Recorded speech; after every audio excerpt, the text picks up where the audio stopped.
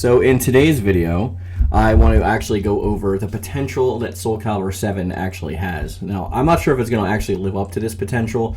This is all hyperbole at this point, but I think we all know that there are fans of Soul Calibur 5, and there are some aspects of Soul Calibur 5 that I like a lot, but there's no doubt what the damage it did to the series, and you can find out more on that in my mini documentary playlist.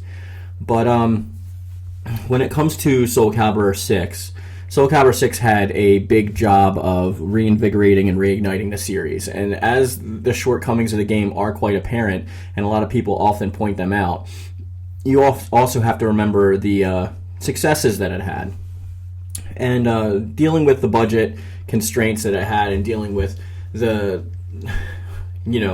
that pandemic that's which shall not be named, and everything else that was, kind of shadowing over Soul Calibur 6, I think it did a decent job of reigniting the series. Now, a lot of people will tell you that Soul Calibur 6 is one of their favorite Soul Calibur games. For me personally, that's Soul Calibur 3. I know most of you, it's probably Soul Calibur 2, but Soul Calibur 6 is probably right up there in my top 2 or 3 spot. I think it did a good job with what it had, and especially Season 2, man. The narrative build-up and the writing in Season 2 just really gives us a lot to look forward to with Soul Calibur 7, especially if you're actually interested and invested in the story and the characters and not just the play style. But we have little tidbits of information from that, too. I mean, like, seeing the revitalization of characters like Setsuka and Hwang Sung-gyung and how awesome they were when they came back, and how much time and effort they put into making them separate and different characters from their predecessors. There's a lot to look forward to, especially if you're a fan of some of the characters that were supposed to be in Season 3, such as like Rock, Yoon-Sung, Aeon, or even Algo coming back, or Viola, SCVI. Like, a lot of these characters are going to be probably redefined from the ground up for this new timeline, and we don't even know like what the possibilities are at this point. Like, we've seen what they can do, so now let's just wait and see what they have to do with those characters. Now, the potential is a little bit greater in my eyes than Soul Calibur 6 was, because obviously since they reached their threshold of how many units they were supposed to sell to reignite the series and be granted access to a sequel, that being Soul Calibur 7, we're going to have a better budget. We're going to have a bigger budget we're working with. We're going to be working on a new engine, and this is going to be an Unreal 5, and we're going to be only on next gen, because by the time the game comes out, it'll be a mid-life cycle of the current series, which is the Xbox Series S and X, and the PlayStation 5.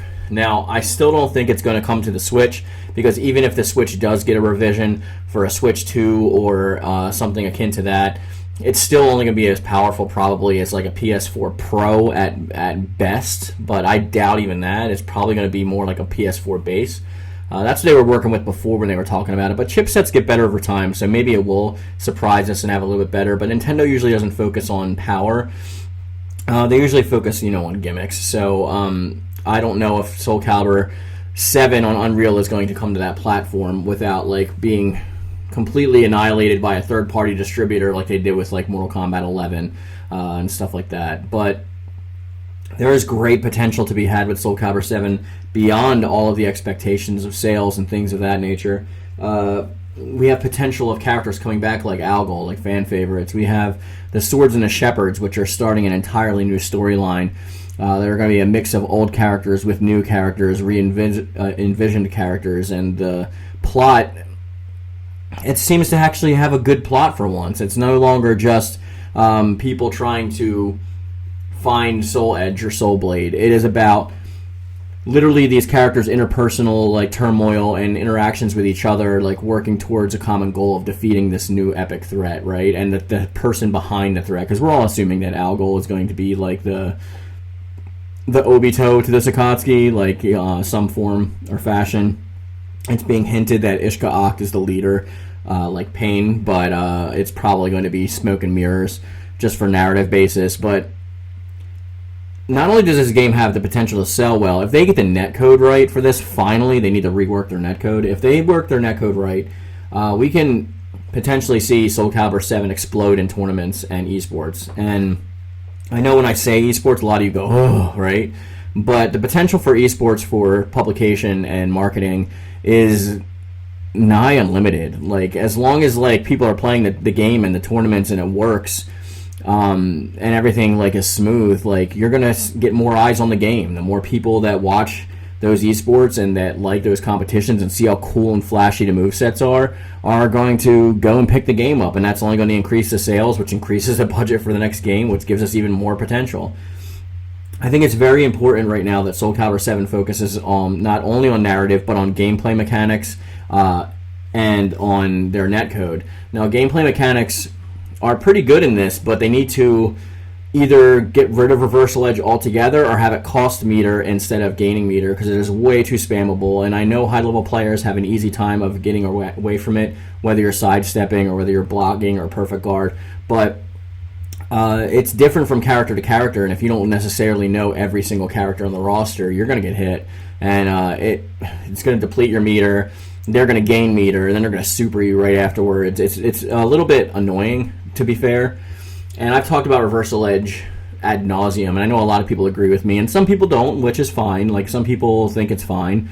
Like I said, if you want to keep it in, you got to have it cost a meter. But if they get reversal edge stuff right, and they don't try to implement any new gimmicky stuff, and just build up on the system from what they already have, I think we have a really good fighting game and tournament game in our hands that we're going to be able to show to the world, like, this is Soul Calibur. Like, Soul Calibur is back, baby. Soul Calibur is going to be able to compete with the big guys. Soul Calibur is going to be up there with Tekken. Soul Calibur is going to be up there with Mortal Kombat 12. And hopefully it's us that makes that happen. But the potential to us and the potential of this game moving forward is really dependent and incumbent upon the job that they do with these few years that they have to work on it, which is why I don't want them to rush it, and why I wish that, like, it comes out around 2023, 2024, and no earlier, because I don't want to see a rushed game, which I don't think they can possibly do anyway, because the assets have to be ported over and rebuilt for Unreal Engine 5, and they're going to have to involve things like ray tracing and get rid of, like, motion blur and stuff that, like, all the next gen features that now we're used to, like even optimize maybe for PlayStation's like haptic feedback, stuff like that. Like, I don't want them to get too gimmicky with it, but I want them to incorporate it in such a way where it feels refreshing but not overplayed. But I can't stress this enough that Soul Calibur 7 is going to have a lot of eyes on it. A lot of people are going to be looking towards this game to see what the future of Soul Calibur brings. This is at an influx. This is a crux. Soul Calibur 6 was the beginning, but now we're going to see if it's going to have a illustrious continuance or if it's going to blaze out in non-glory, you know what I mean? Like, Motohiro Okubo put together a great team, so I'm hoping Project Soul is still going to stay together so they can get this done. And even though Motohiro Okubo himself is not there, hopefully a new executive producer comes on board that shares the same vision as the rest of the staff. I'm sure they'll look for somebody that does have that same vision. And all the groundwork for 7's already done. If you want to find out, like, what we know so far about Soul Calibur 7, you can watch my video that came out on Tuesday, which will be linked in the end card.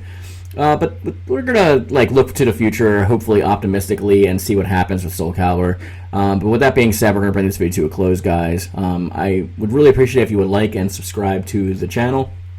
Obviously, if you want to join the channel and become a member, that really supports me a lot. And, look forward to this next live stream we have on this Saturday, like we usually do in the members-only play session, which if you join the channel, you can actually play with a bunch of us after the live stream. It's probably one of the bigger benefits. So hopefully that works out. And then there's also a Discord link in my description box down below where you come chat with us about Soul Calibur or anything else you want to talk about.